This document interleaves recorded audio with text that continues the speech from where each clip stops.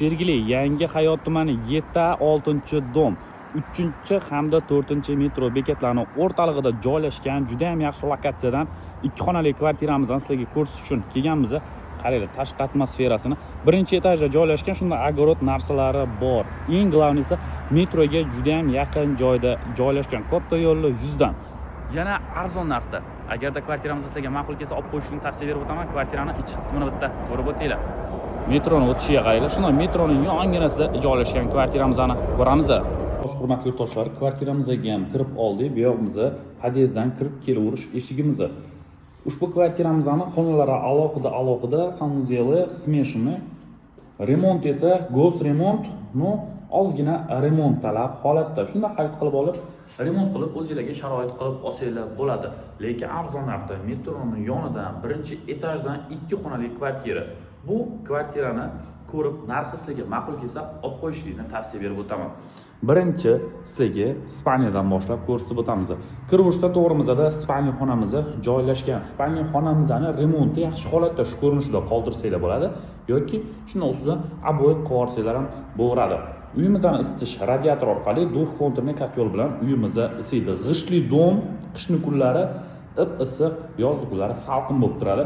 Qaranglar, birinchi etaj bo'lishi nisbatiga o'zini mana bunaqa katta agorodlari bor. Shunda yashil zonalari bor. Birinchi etajga tegishli bo'ladi. Baribir agorod, buni hamma bilsa kerak. Shuning uchun o'ziga tegishli agorodi bor. Podvalni ham xohlasanglar gaplashib o'zingizniki qilib olish imkoniyati ham bor.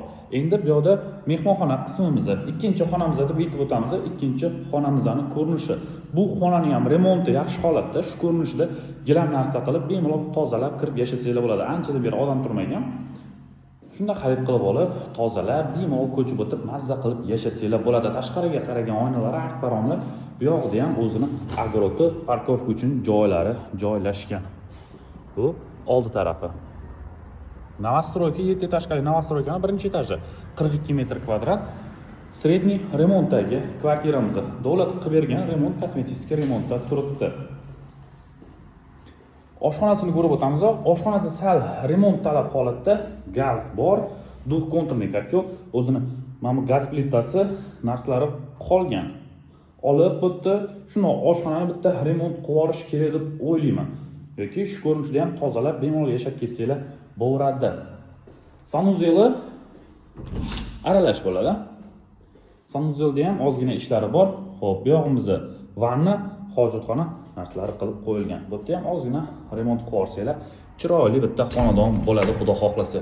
Uncha ko'p rasxoti bo'lmagan, metroni yonida joylashgan, yaxshi lokatsiyadagi yo'l yuzidagi 2 xonali kvartira, teng bo'li birinchi etaj.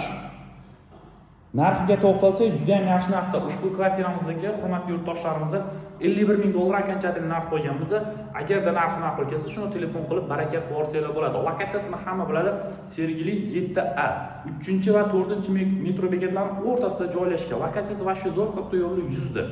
Bemalol olib, mazza qilib yashasanglar bo'ladi. Yaxshi narxda $51,000 ga ushbu kvartirani naqd pulga baraka qilishingiz mumkin. Agarda kvartira sizlarga ma'qul kelgan bo'lsa, video pastdagi telefon raqamlariga aloqaga chiqishingiz mumkin.